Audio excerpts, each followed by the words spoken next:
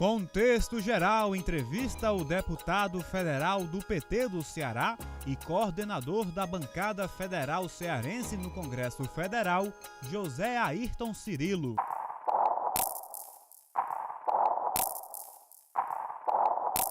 Eu sou o deputado federal José Ayrton Cirilo, do Partido dos Trabalhadores e coordenador da bancada federal no Congresso Nacional. Eu iniciei minha vida política como vereador de Aracati em 1982. Depois eu fui o primeiro prefeito do município de Capuí, fui prefeito 2 vezes.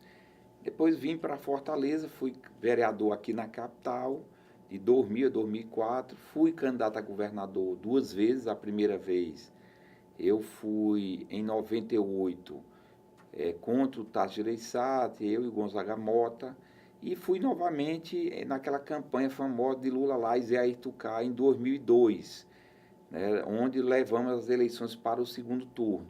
Nas eleições seguintes, o PT decidiu não ter candidato a governador. Eu fui derrotado no encontro do partido e por isso que o PT apoiou a candidatura do Cid Gomes, 2 vezes governador do Ceará.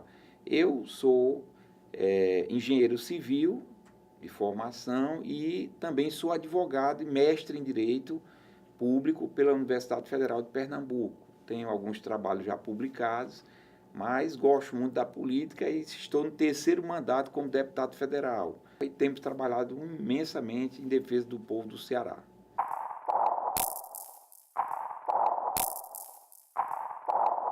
Iniciei minha militância política, que foi exatamente do movimento estudantil, porque eu fui presidente e vice-presidente do Centro Acadêmico Unificado das Engenharias da Universidade de Fortaleza, fui do Diretório Central dos Estudantes também, e nessa época, que foi nos anos 80, né, eu terminei a faculdade de engenharia em 94 e depois terminei o curso de Direito em 96.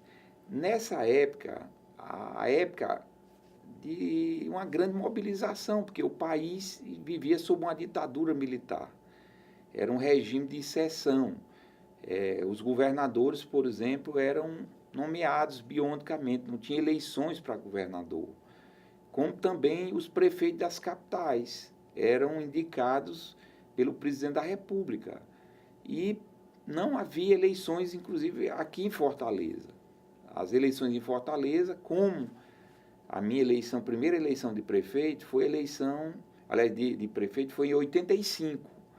Eu fui eleito prefeito de Capuí e Maria Luísa foi eleita prefeita de Fortaleza. Então era uma época de muita ebulição política, de muita efervescência.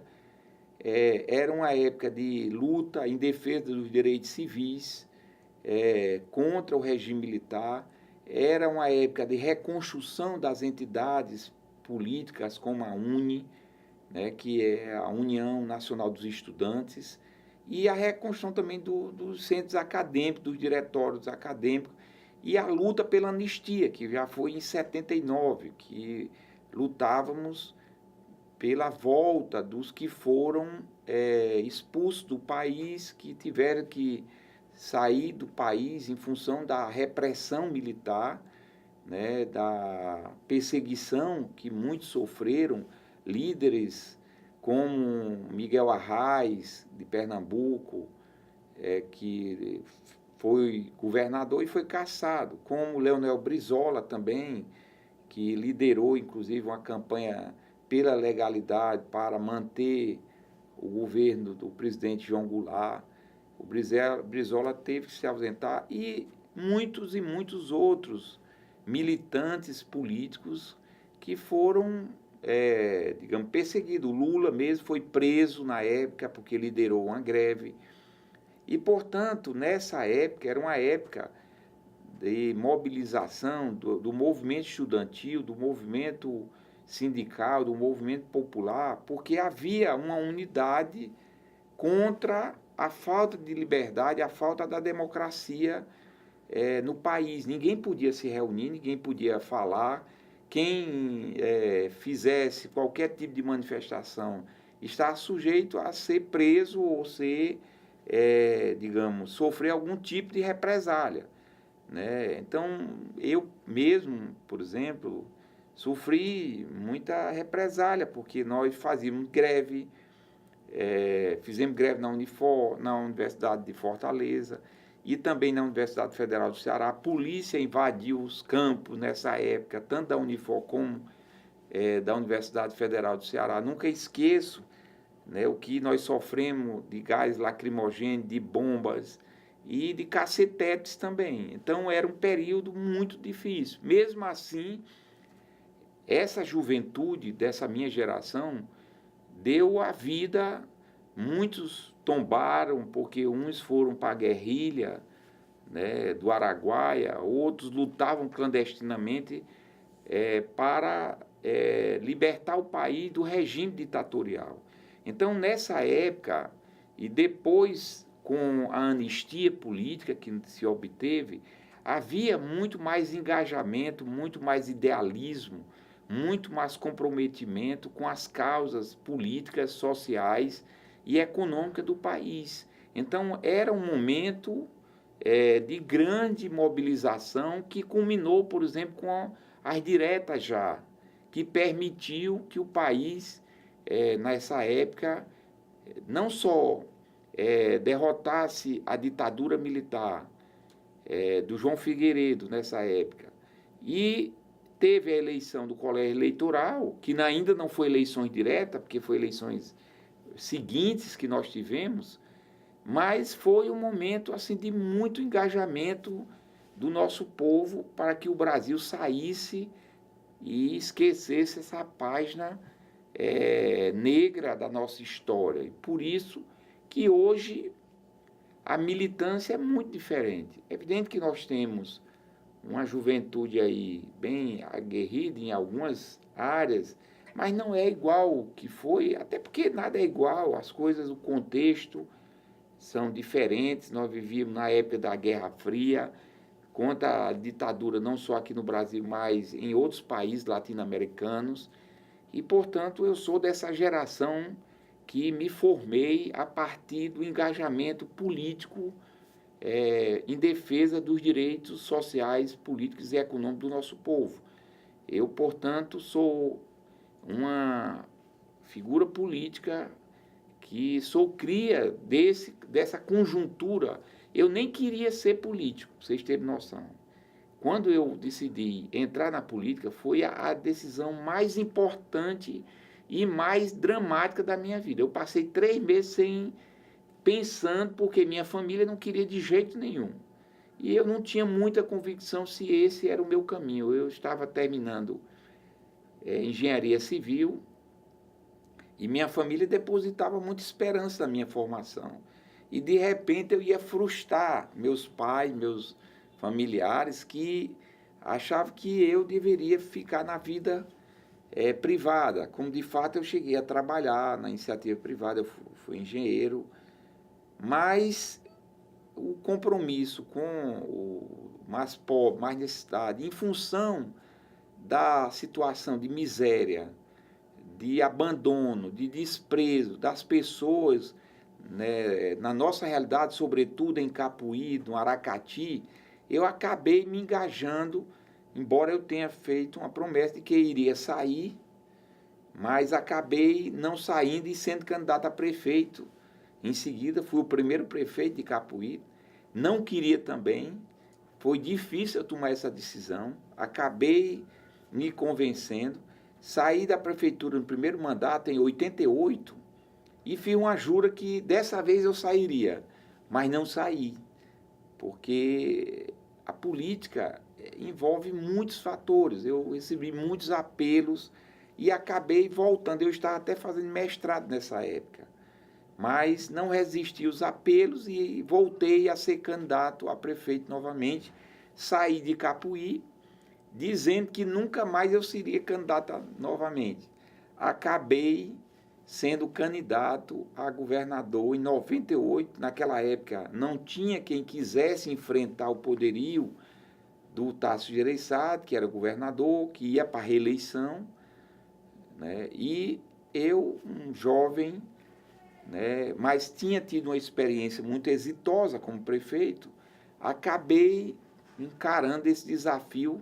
Eu andava de ônibus, para vocês terem noção, nessa época. Até tem muitos fatos pitorescos que aconteceram comigo. Alguns em que, por exemplo, onde eu prego, eu tinha vergonha de descer, porque as pessoas... Como é que pode um candidato a governador andar de ônibus? Então, eu passei muitas dificuldades. Mas foi uma campanha que me projetou no Ceará, né? Uma campanha em que o povo começou a conhecer também uma nova forma de gestão pública, um novo modo de governar, e era isso que eu queria implantar no Ceará. É evidente que não deu, embora eu tenha tirado aqui na capital uma votação em torno de 40% dos votos. Na eleição seguinte, eu fui vereador e fui o vereador o segundo mais bem votado aqui na capital. Inclusive sem querer também, porque eu só soube que eu era candidato a vereador quando meu nome estava na convenção. Nem fui para a convenção, mas botaram meu nome e eu acabei não querendo ser, e houve toda a pressão para me puxar os votos da legenda do partido, e eu acabei sendo candidato e, graças a Deus, fui o segundo mais bem votado. O primeiro, na época, foi Zé Maria Coutos. Tirou 16 mil votos, eu tirei 14.047 votos para vereador de Fortaleza. Na eleição seguinte, eu fui o candidato a governador. E em 2002, mesmo também eu nem querendo, porque eu estava já fazendo mestrado também, porque eu tinha feito um mestrado e tinha abandonado. E aí eu voltei a fazer o mestrado dessa feita na Universidade Federal de Pernambuco, que tinha um convênio com a UVA aqui, e eu estava muito voltado para ser professor, ir para a academia, esse era o meu projeto. Mas acabei encarando novamente esse desafio, fizemos uma grande campanha, a campanha mais emocionante e vibrante da história do Ceará. Pela primeira vez levamos a eleição para o segundo turno, com Lúcio Alcântara, e nós ganhamos as eleições, não tenho dúvida nenhuma, ganhamos disparadamente as eleições do Ceará. O que houve foi uma fraude terrível de vários esquemas que foram feitos, eu tenho as provas, inclusive por isso que eu estou afirmando aqui, né, que na época tomaram a nossa eleição, né, aqui, mas eu, como sou religioso e eu boto a minha vida como uma missão de Deus, porque eu sempre perguntei minha mãe, por que que eu não quero ser político e acabo sempre ser candidato? Ela diz, tu cumpre uma missão, porque tu é fruto de uma promessa e, portanto, não vá contra o seu destino. Então, hoje eu não brigo mais contra o meu destino, porque eu digo sempre, eu sou político até o dia que Deus quiser e o povo. E, portanto, eu faço a política como algo de compromisso, como uma missão que eu tenho para ajudar e servir o próximo e fazer o melhor para ajudar o nosso povo, o nosso estado e o país, porque hoje, como deputado, eu tenho esse privilégio de trabalhar pelo país como um todo. E, portanto, a política para mim é um destino, é uma missão que eu cumpro e, portanto, eu não vou reclamar do que aconteceu do passado, porque se eu não fui governador, eu encaro porque Deus não quis também, talvez eu não tivesse tão preparado para ser governador e, portanto, a gente saiu da eleição, muita gente ficou frustrada, mas a luta continua e na eleição seguinte eu não fui candidato, como eu falei, o PT decidiu, né, as lideranças do PT, por razões que eu compreendo, né, se juntaram e me derrotaram para não ser o candidato a governador nas eleições de 2006. A Luiziane tinha sido eleita prefeita aqui na capital em 2004, o Lula era presidente da República, era natural que eu fosse o candidato a governador, mas acabaram não me aceitando e eu fui derrotado internamente dentro do PT. E, portanto, encarei com naturalidade e foi a partir daí que eu vim para ser deputado federal. Graças a Deus, consegui ser eleito e lá para cá estou nesse terceiro mandato com muita honra, me dedicando muito a ajudar o nosso estado em muitas ações e muitas áreas.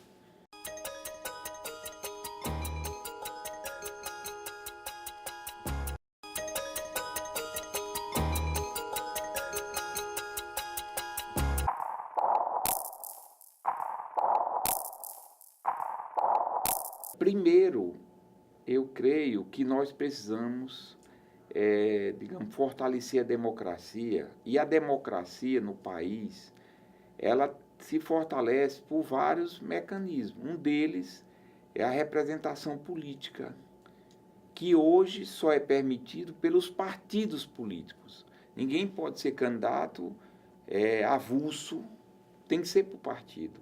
E começa essa distorção aí, porque nós temos hoje mais de 30 partidos sem ideologia, sem um compromisso, sem um programa, onde foram criados cartorialmente para servir de interesses a quem os criou. E, portanto, a primeira coisa é esse grave problema que nós temos, que é a questão partidária. Nós precisamos rever a criação de partido no Brasil. Eu creio que é uma questão que precisa ser aperfeiçoada. Não que eu venha querer extinguir os partidos, mas também eu penso que é uma aberração, é um exagero a gente ter uma quantidade de partidos desses que não tem consistência nenhuma.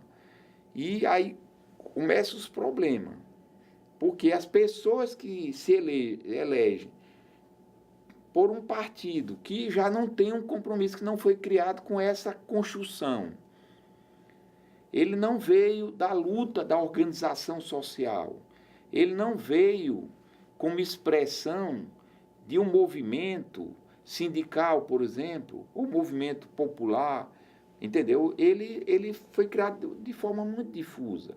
Então, se a pessoa entra num partido dessa natureza, qual é o compromisso que ele tem? Porque, na verdade, ele está ali para querer se eleger. Né? Muitos são candidatos para defender seus interesses, não é de interesse do povo. Então, eu penso que uma das coisas que nós temos que pensar, primeiro, é a questão partidária. Porque eu levo muito a sério essa questão. Eu só tive até agora 2 partidos. Um foi o PMDB, que era o MDB da época, que na época não tinha outro partido, só podia ter 2. Era a ENENA e o MDB. Eu era oposição contra a ditadura, optei pelo MDB, pelo PMDB.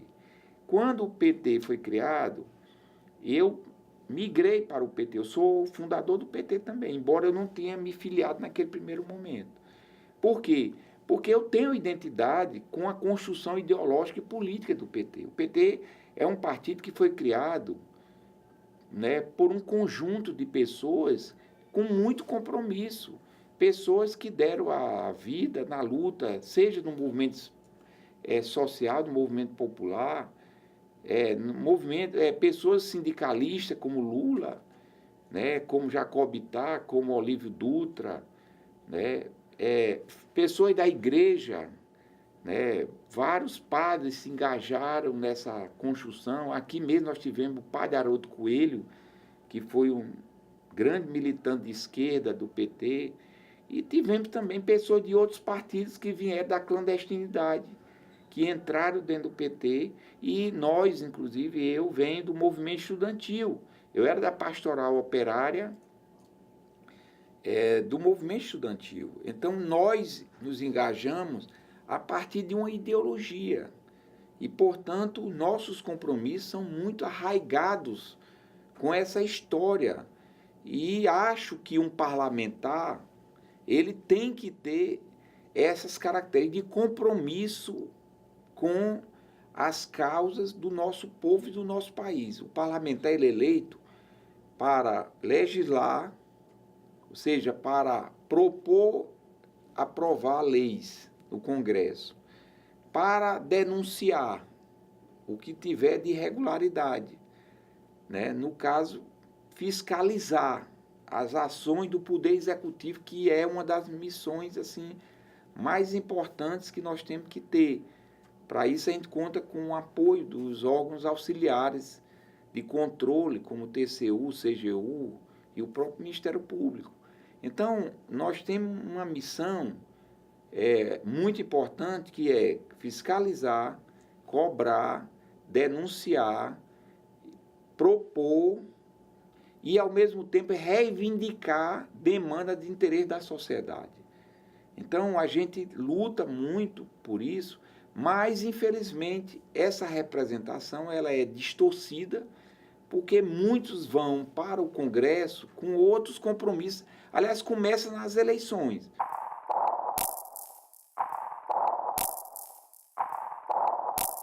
Você tem hoje, por exemplo, no Congresso Nacional, particularmente na Câmara dos Deputados, uma representação política extremamente distorcida, que não tem legitimidade, assim, do ponto de vista, porque foram pessoas eleitas por corporações, por grupos econômicos, que foram eleitas sem ter um compromisso com a base. E é por isso que a gente tem essa dificuldade. O povo esculhamba os políticos, mas as pessoas têm que saber o seguinte, você em quem você votou? Você já prestou atenção em quem você vai votar na hora de votar? Em quem você vai escolher para ser seu representante como deputado estadual, como deputado federal, como governador, como senador, como vereador e prefeito?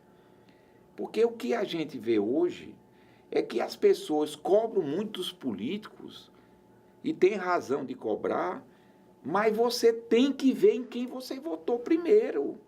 Em quem você votou? Era uma pessoa séria, comprometida, correta? Ou você vendeu seu voto? Eu sou defensor, inclusive, que o voto deveria ser aberto do eleitor ao eleito, porque era uma forma mais clara de nós, inclusive, acompanharmos, saber quem é quem. Porque tem muita gente que fica me cobrando que não votou em mim e que votou no bandido. Que moral tem uma pessoa dessa para querer me cobrar? Então, nós temos que fazer um exame de consciência. Cobrar, é importante cobrar, mas você tem que começar de você. Você votou numa pessoa correta, decente, séria, comprometida, de forma independente, então você tem autoridade e moral para cobrar dos seus representantes. Você tem que cobrar dessas pessoas.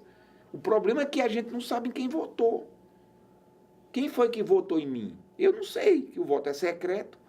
Se o voto fosse aberto, quem votou em mim tinha muito mais peso para me cobrar do que alguém que me cobra se eu saber se ele votou em mim, até fez campanha contra. Então, como é que essa pessoa vai me cobrar? Então, eu penso que nós temos que mudar isso. E fazer um trabalho de educação muito grande, porque as pessoas hoje, numa boa aqui, a quantidade de político corrupto que tem, sem compromisso, mas quem elegeu esse povo? Ele não caiu de paraquedas lá, não. Alguém votou nessas pessoas. Eles foram eleitos com o voto das pessoas. Então, nós precisamos ter essa clareza de que nós precisamos cobrar também dos eleitores seriedade com a coisa, com a eleição, entendeu? Para escolher bem os representantes do povo e cobrar dos eleitos. Agora, se você não faz isso, como é que você quer cobrar? Entendeu? As pessoas que querem ser muito corretas muitas vezes, mas são pessoas que não têm muita credibilidade, porque nós somos de um país muito jeitinho brasileiro. Todo mundo quer ter direito, mas não quer ter dever, não. Não quer ter obrigação, nada, não. Né? Comete várias ilicitudes. Isso começa numa fila de banco. Você está numa fila, por que eu estou numa fila? É só porque eu sou deputado, eu vou furar a fila? Não, eu não furo fila, não. Na hora que eu tiver, eu sigo ali. Se alguém quiser me dar, eu nem aceito. Porque eu acho que eu tenho que ficar como qualquer cidadão, não sou mais que ninguém, entendeu? E assim nós cometemos outras ilicitudes. As pessoas, então, o país do jeitinho acaba também tendo representantes de jeitinho, que foram eleitos, né, comprando votos, que foram eleitos no clientelismo, no assistencialismo, sem ter uma consistência programática de um compromisso, de um projeto que você vai defender para o povo. Entendeu? Então, eu creio que nós precisamos aperfeiçoar, porque, para mim, a democracia no Brasil corre sério risco com essa distorção grave da representação política que nós temos no parlamento, em todas as casas. Nos vereadores, na Câmara de Vereadores, nas Assembleias Legislativas e no Congresso Nacional não é diferente.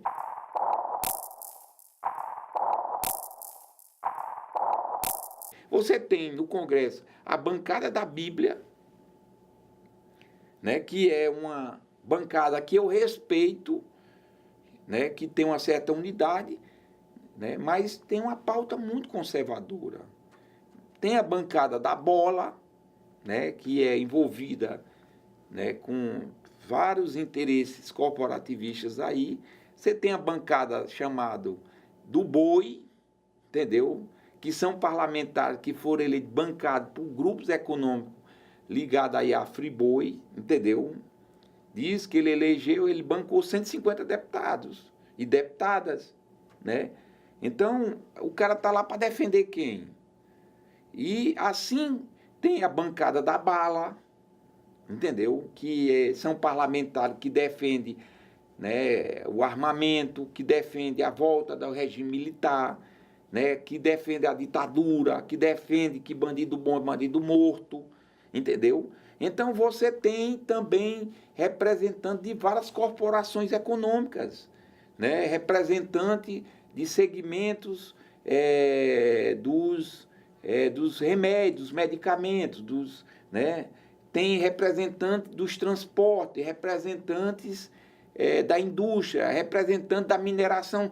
Tem vários blocos de interesses corporativistas em que essas pessoas, quando chegam lá, elas não querem saber se vai beneficiar o povo ou não. Porque eles foram eleitos, compraram um mandato, muitas vezes, para defender os interesses dessas corporações e não da população. É por isso que a gente tem uma representação extremamente distorcida e é por isso que o eleitor precisa ter muito cuidado em saber em quem ele vai votar. Porque se você votar errado, você não tem o direito de estar cobrando, né, de outras pessoas que você nem votou. Então você tem que fazer um exame de consciência, porque quem vende o voto, quem troca o voto, quem não vota por compromisso, por seriedade, não tem moral nem autoridade para cobrar de ninguém nada. Porque a pior desgraça é eleger uma pessoa, né, que não tem compromisso e as pessoas não estarem preocupadas com isso. Na minha campanha mesmo, eu enfrentei vários eleitores que diziam, rapaz, tem dinheiro aí? Se tiver, eu voto, entendeu? Então, vários eleitores que não têm consciência cidadã nenhuma. Por isso que eu defendo, inclusive, que a educação política devia ser uma das matérias mais importantes no currículo escolar e também ser objeto de constante debate para a sociedade se educar e eleger bem os representantes para que nós tenhamos pessoas sérias, comprometidas com os interesses do nosso povo e com os interesses do nosso país, do nosso estado e de cada município.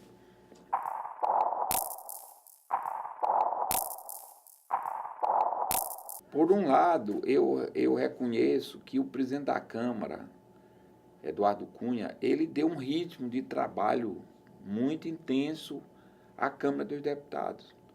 Ele colocou na pauta muitas matérias que estavam paradas e que o Congresso nunca tinha votado. Por exemplo, a questão dos vetos presidenciais. Ele colocou porque os vetos não eram apreciados. Então ele colocou na pauta, isso é uma coisa positiva, porque pela legislação, pelo que a Constituição estabelece, quando a Presidente da República veta uma matéria, você tem 30 dias para o Congresso apreciar, e isso não era apreciado. As contas mesmo dos presidentes da República, desde Fernando Henrique Cardoso, passando pelo Collor, pelo Lula e agora a Dilma, nunca foram votadas. Só foi votada agora, que ele botou para prejudicar a Dilma, entendeu?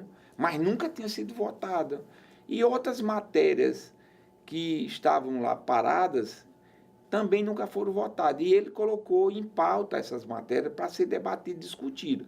O que nós temos crítica, primeiro, é a forma como ele colocou isso, porque eu entendo que essa matéria, ela precisava ser objeto de mais discussão, porque como são muitas matérias acumuladas, você não pode, assim, de repente, colocar tudo de uma vez.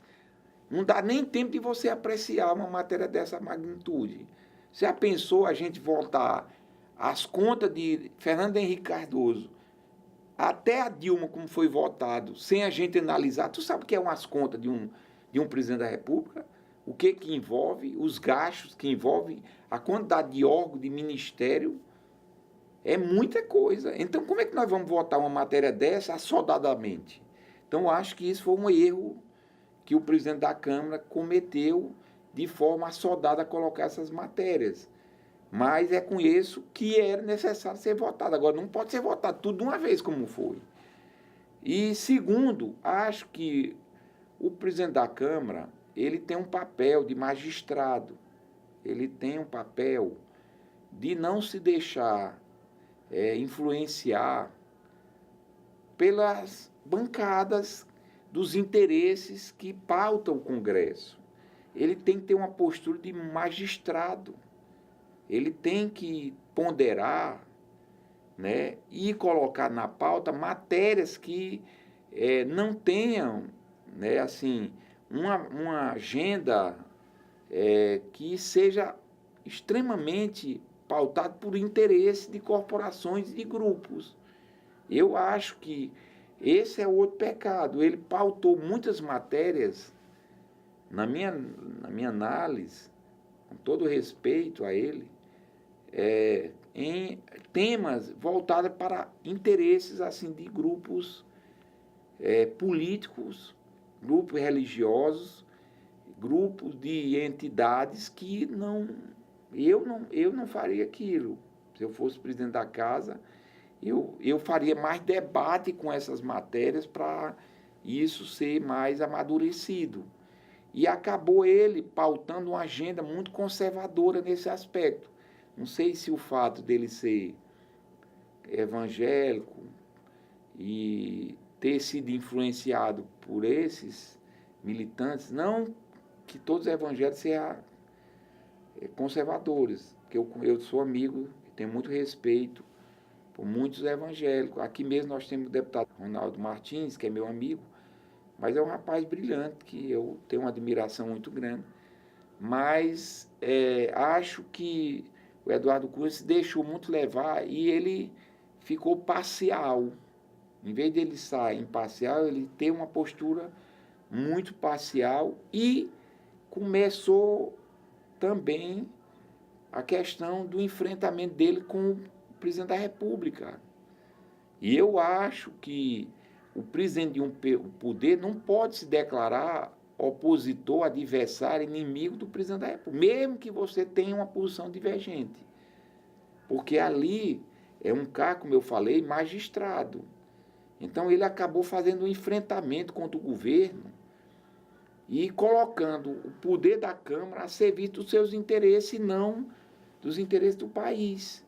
Então acho que foi um erro essa condução, e por isso eu acho que acabou ele virando uma figura, digamos assim, hoje muito questionada, né, e está sendo objeto, inclusive, de um pedido de afastamento, né, pelo Ministério Público, em função, não só, eu acho que um conjunto de elementos, e tem aquela denúncia de que ele tem conta no exterior, ele diz que não, mas tem acusações sérias, né, que ele tem, que a mulher, a filha, e, portanto, isso vai ser objeto de uma análise mais aprofundada na comissão de ética e também, se chegar no plenário, nós vamos ter que analisar.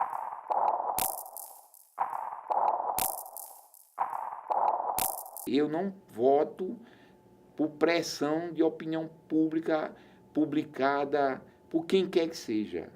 Eu voto, meu voto é o voto da minha consciência, porque eu sempre digo assim, eu fui eleito por Deus e pelo povo. O meu mandato pertence a Deus e o povo. E eu devo satisfação a Deus e o povo. E o Deus e o povo sabem que eu sou uma pessoa séria e comprometida com meus ideais, com meus compromissos. E, portanto, eu também não posso votar por pressão de quem quer que seja. Eu voto pelo convencimento das ideias que eu acredito. Então, se eu me convencer que o presidente da Câmara ou outro parlamentar tem culpa, eu votarei pela cassação. Se não, eu não, sem nenhum medo, como já votei em outros momentos, eu tive uma posição corajosa em outras posições de ser contra, fazer o enfrentamento, depois ser muito cobrado. Digo, olha, ninguém pode mandar na minha consciência, porque o julgamento é tão sério que você sabe que a Constituição estabelece que o júri ele tem que se isolar. São 7 jurados no julgamento. E o voto é secreto, né? É secreto. Então, o júri ele não pode entrar em contato nem com os próprios jurados, nem com ninguém. Ele tem que votar pelo convencimento da discussão da sua consciência. E é isso que eu vou defender. Por isso que eu sou contra a votação secreta, aliás, aberta, para cassação, porque você está julgando uma pessoa. E a Constituição não permite isso. Mas vai ser aberto, porque a Câmara e alguns parlamentares, por pressão de vários segmentos, defendem o voto aberto. O voto aberto passou, eu fui contra, entendeu? E eu sou a favor do voto aberto, se for aberto do eleitor ao eleito, como eu disse. Por que é só para os parlamentares? Tem que saber em quem votou também, por que não? Entendeu? Então, eu defendo que nós temos que tomar posição com muita justiça, com muita isenção e com muita consciência em qualquer tipo de julgamento. Não pode levar, porque acha isso. Olha, a igreja já condenou muitas pessoas, botou muita gente no Calvário, já foi perseguido na Inquisição por acusações levianas e mentirosas. Então, eu não sou homem para me deixar levar por acusação sem ter prova, consistência, embasamento, fundamento, né? Só porque alguém está pressionando. Eu não me baseio nisso, eu sou muito claro nas minhas posições e eu tenho tido no Congresso Nacional posições corajosas de enfrentar entidades, corporações, né, que lutam pelos seus direitos legítimos, mas eu acho que não são naquele momento, né, como eu tive agora recentemente, votar contra o reajuste dos servidores do Poder Judiciário, que queriam um reajuste que, a meu ver, não era adequado para aquele momento, o país não suportava isso, e, portanto, eu tive a coragem de fazer esse enfrentamento, mesmo enfrentando muitas pressões de muitos segmentos. Então, eu não tenho medo de pressão. É evidente que incomoda, mas a política é a arte do risco, é a arte de você fazer enfrentamento, ter coragem de ter posição. Eu não tenho coragem de ter posição, de fazer enfrentamento no debate sério, no debate irresponsável contra quem quer que seja ou a favor de quem quer que seja. Eu sou uma pessoa que me pauto muito pelos meus valores, minha consciência, por um compromisso inarredável com a verdade, com a seriedade, com a ética, com a moralidade, com a coisa pública.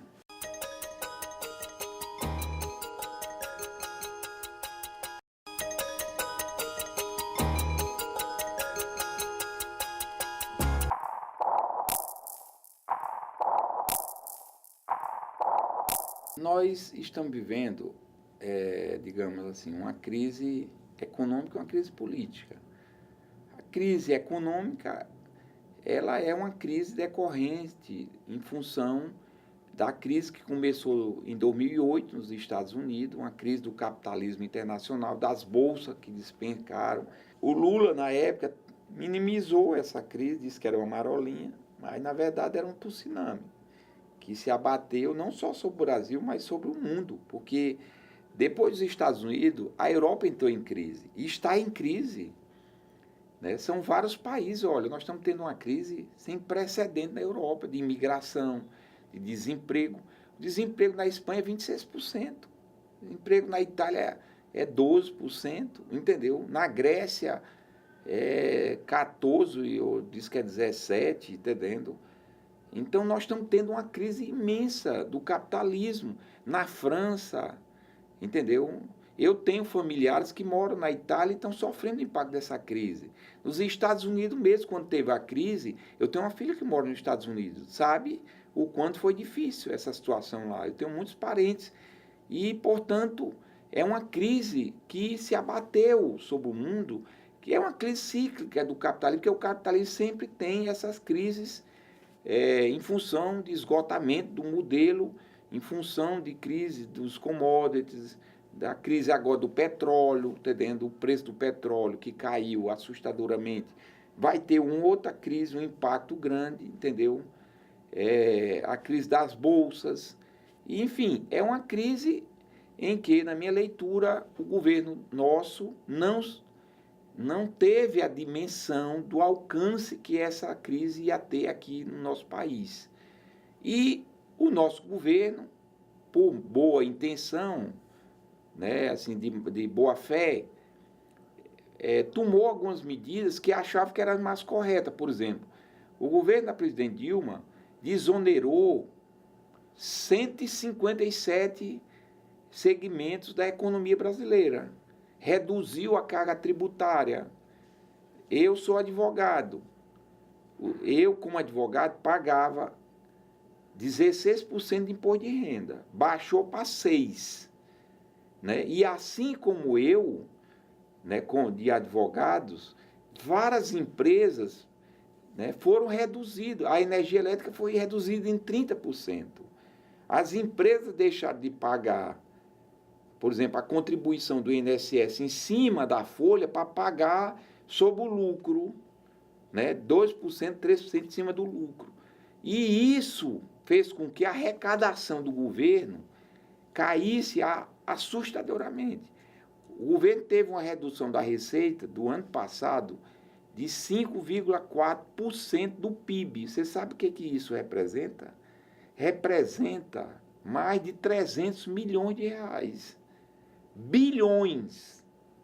Porque o PIB brasileiro é 1 trilhão e 950 milhões. Bilhões. 1 trilhão e 950 bilhões. Então o governo teve uma queda imensa da receita e isso teve um impacto na economia como um todo. O governo foi obrigado a reajustar alguns preços, como o preço da energia, que tinha se reduzido, e outras atividades econômicas também. Então, nós temos uma crise econômica. A inflação começou a subir. Não é tanto como a oposição fala, porque a oposição fala muito e esquece do que foi na época do governo dos tucanos. Quando o Lula pegou o país, em 2002, a inflação, gente, era 12% para 14%, entendeu? 12%, 14%. O dólar valia R$4 também, como está valendo agora, entendeu? A diferença é que a inflação nossa ainda está sob controle, porque a inflação terminou o ano aí em torno de 9%, né? E, portanto, nós tivemos um período muito ruim no passado. O país não tinha credibilidade, o país não tinha reserva cambial, o país não tinha... Você sabe que na época o Fernando Henrique quebrou o país 3 vezes. Tomava juro, aliás, empréstimo para pagar o juro da dívida externa, o FMI. Quem não se lembra do FMI? Depois que o Lula virou presidente, quem é que veio ouvir falar mais em FMI?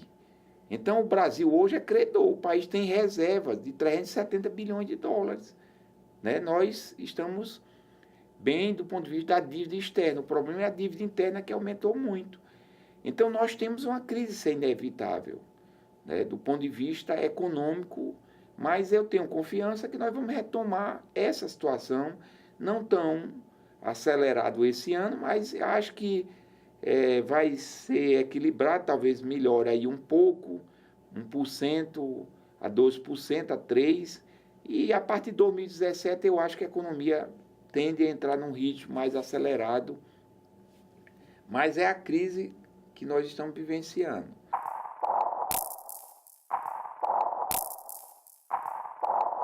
Nós temos também a crise política. Por quê? Porque a campanha da Dilma já foi muito acirrada. Uma eleição no segundo turno, em que os tucanos comandado pelo Aécio Neves, não se conformou com a derrota. Aí eles quiseram fazer o terceiro turno. E aí inventam a questão do impeachment da presidente Dilma. Não conseguiram anular as eleições, que eles entraram com pedido de anulação no Supremo Tribunal, foram derrotados, porque não tinha elemento para isso. Eles entraram, pediram uma recontagem eleitoral, foram também derrotados, e pautaram essa questão do impeachment, que não é um assunto novo. Aliás, na época do Fernando Henrique Cardoso, também o PT defendeu o impeachment da Dilma, do Fernando Henrique. Então, a diferença é que naquela época, pelo que se dizem, tinha os elementos que levassem a isso. Porque o impeachment, ele implica o presidente da República ter cometido um crime.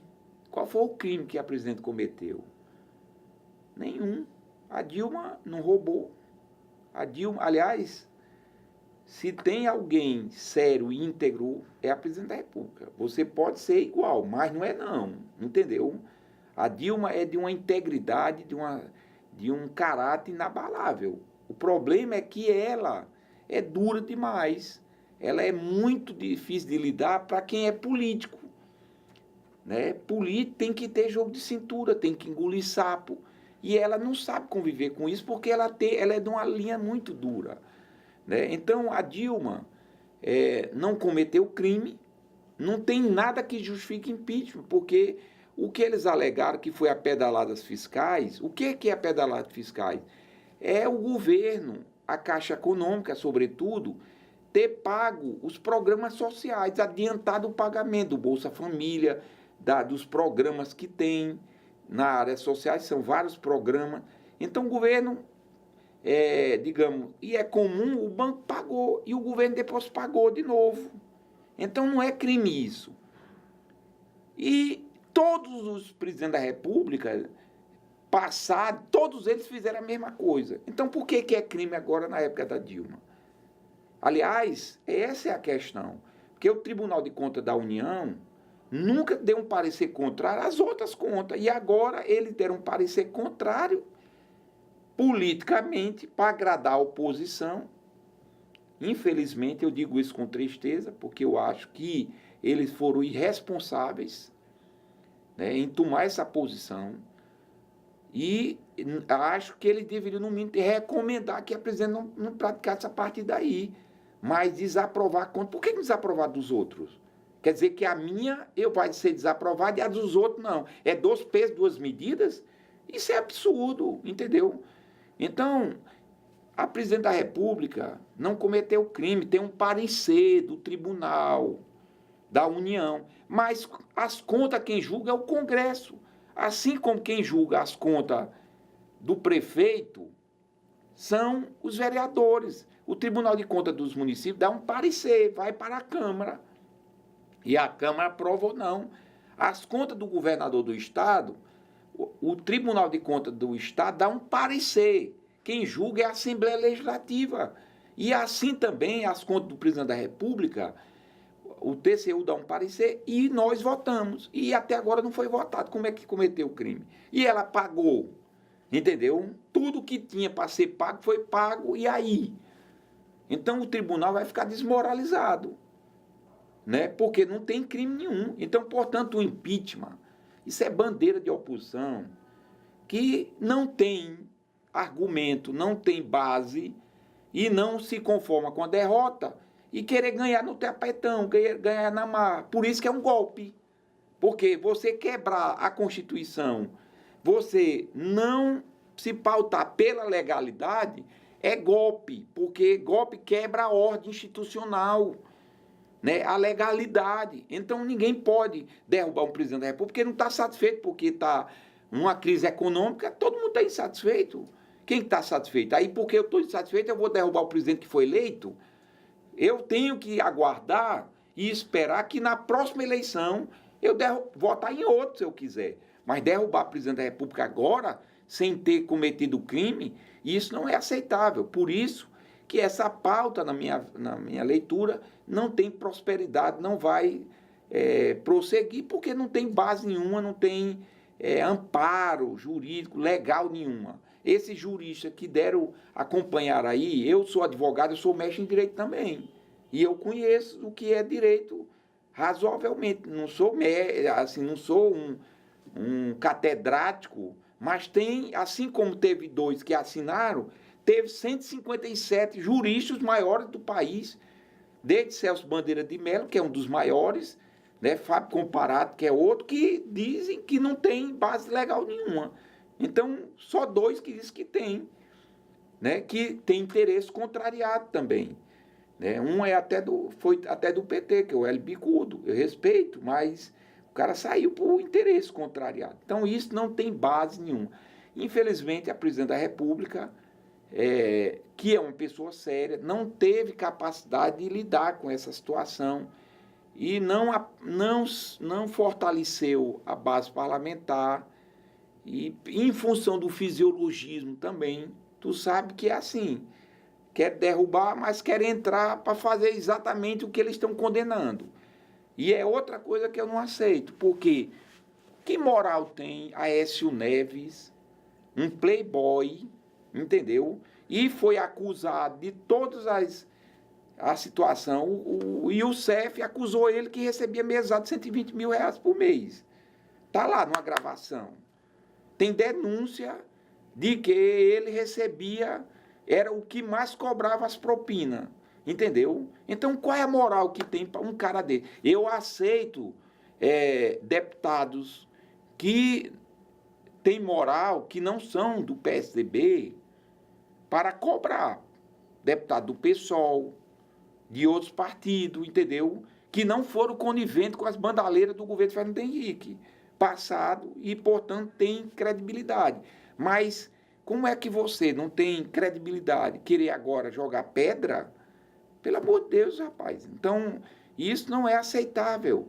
E, portanto, eu creio que nós vamos, né, retornar agora para o Congresso para debater, evidentemente, o impeachment também, porque foi criada a comissão, vai ser votado essa comissão, o Supremo mandou refazer a votação, mandou refazer a comissão, olha, o próprio Supremo fez. E nós vamos ter que pautar isso, mas eu não creio que essa vai ser a pauta prioritária. Eu acho que a pauta do Congresso vai ser a questão da crise econômica, porque isso mexe com as pessoas no dia a dia, mexe no bolso das pessoas, mexe com a vida das pessoas.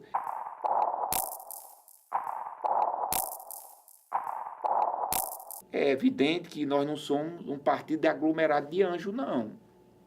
Ou vocês acham que no PT só tem santo? Qual é o partido que não tem pessoas corretas e pessoas erradas? A igreja. Qual é a igreja, a instituição mais secular que deveria só ter santos? A Igreja Católica. O que é que o Papa fez agora? Expulsou bispos, padres, entendeu?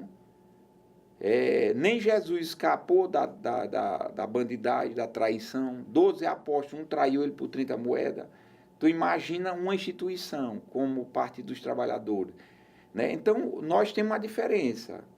Dentro do partido e dentro do governo nosso, quem pecou vai ter que pagar. Porque antes não tinha isso, não. No governo dos tucanos, não tinha apuração de nada. Todos os inquéritos eram engavetados. O procurador da República, era o Geraldo Brindeiro, era chamado de engavetador geral, porque não apurava nenhuma denúncia. As vendas que teve, por exemplo, da Vale do Rio Doce, a Vale da Companhia Siderúrgica Nacional, o Sistema Telebrás, o Civan, a quantidade de denúncia que surgiu, cadê as apurações? Onde é que estão as apurações? Né? Nenhuma. Por quê? Porque nessa época não se apurava. Foi graças ao governo nosso que foi criada a lei da CGU. Vocês sabiam que a CGU, Controladoria Geral da União, foi criada no nosso governo em 2003.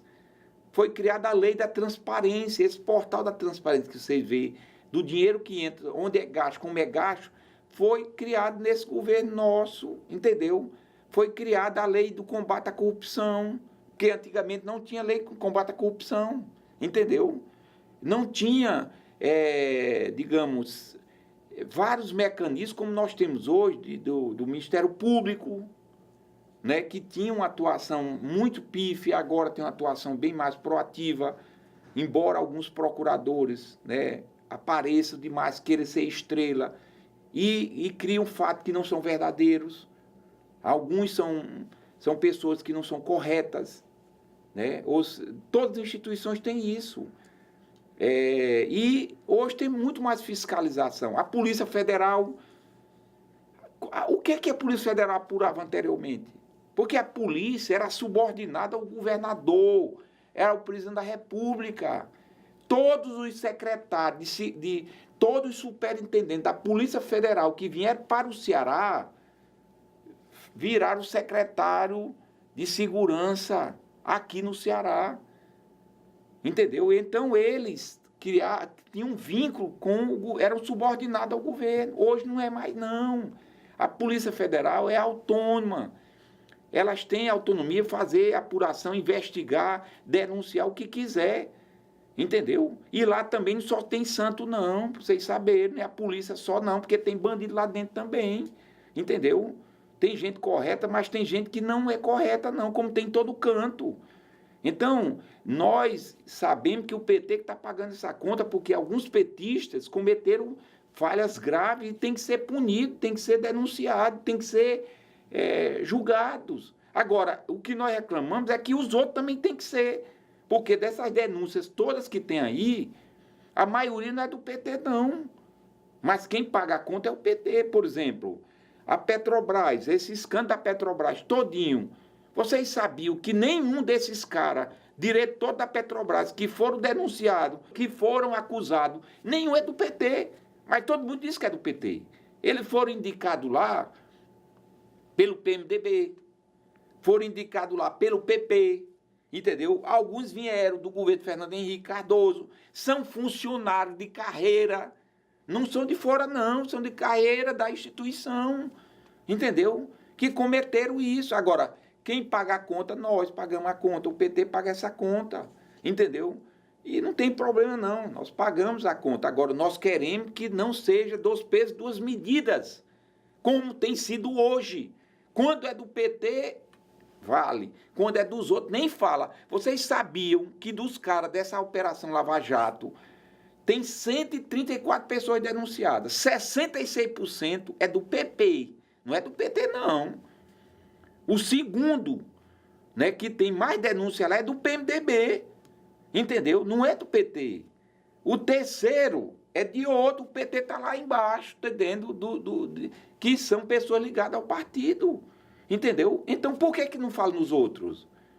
Tem que falar nos nossos? Tem que falar, mas tem que denunciar os outros também e dizer quais são os partidos, quem são as pessoas que indicaram eles, mas não há. Há 2 pesos e 2 medidas. Esse juiz aí, chamado Sérgio Moro, é um deles, entendeu? O cara que é 2 pesos e 2 medidas. Sendo do PT, ele bota tudo, porque eles querem lascar o PT, querem até extinguir o PT. Eles têm medo da reeleição do presidente Lula, porque está em jogo é isso também. Nessa guerra toda, eles querem acabar com o Lula, porque eles querem voltar, que o país seja dominado por uma elite que dominou esse país durante anos e anos e nunca fez nada pelo mais pobre, pelo mais necessitado. Se não fosse o governo do PT, do Lula, numa época dessa que nós estamos vivendo, de seca terrível, são 4 anos de seca consecutivo, já tinha invasão, saque, escambau de asa, quando era no passado aqui. Nós podemos ter muitos erros, muito defeitos, e temos. Mas nós fizemos coisas boas e positivas para o povo brasileiro. Nós ajudamos esse país a ter autoestima. Nós ajudamos o país a ter mais alunos nas universidades. Quem era um filho de um operário, de uma dona de casa se formava em medicina?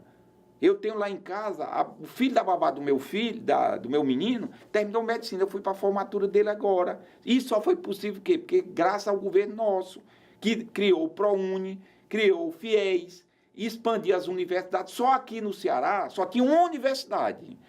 Era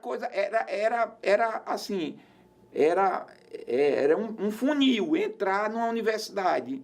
Nós temos hoje, olha, a Universidade Federal do Cariri, nós temos a Universidade Latino-Luso-Brasileira, que é a Unilab. Nós temos universidades hoje em Sobral, curso de medicina, em Quixadá, na região, em Barbalha, entendeu? E está sendo criada agora na região do Centro-Sul e também na região do Sertão Central, em Quixeramobim ou Quixadá. Então, nós ampliamos as oportunidades para os mais pobres, os institutos federais de ensino superior, IFES. Vocês sabiam que só tinha, durante 100 anos, só foi construído 100. O governo nosso criou, sabe quanto? 374 institutos. E aqui no Ceará, que só tinha foi criado, sabe quanto? 47 aqui no estado do Ceará. Então, um legado muito grande que nós tivemos com o governo do presidente Lula e da presidente Dilma, e, evidentemente, qualquer governo tem erro, tem falha, e nós temos que ser julgados pelos nossos erros. Muitas vezes não é só pelos benefícios que nós trazemos. Mas, se comparar, nós damos de 10-0 de goleada nos governos dos tucanos que hoje querem nos derrotar.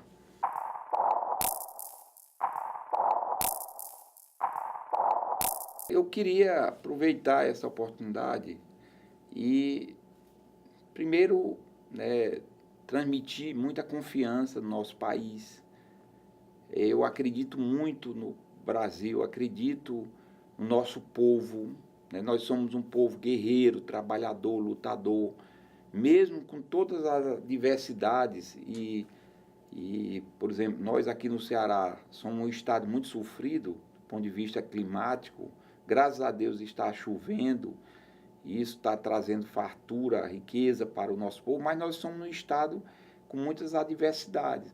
Mas nós somos um povo extraordinário, e é por isso que eu transmito também esse sentimento de confiança, de fé, de esperança, nesse ano novo, um ano de muita de retomada do crescimento, da volta da esperança, e que nosso país possa, de fato, se constituir como uma nação autônoma, soberana, e que dê oportunidade para todos. E, portanto, essa é a mensagem que eu quero transmitir a todos vocês que estão nos assistindo na TV União, em todo o Brasil, nesse momento. Muito obrigado, um grande abraço, que Deus abençoe e ilumine cada lar, cada família e a nossa pátria brasileira.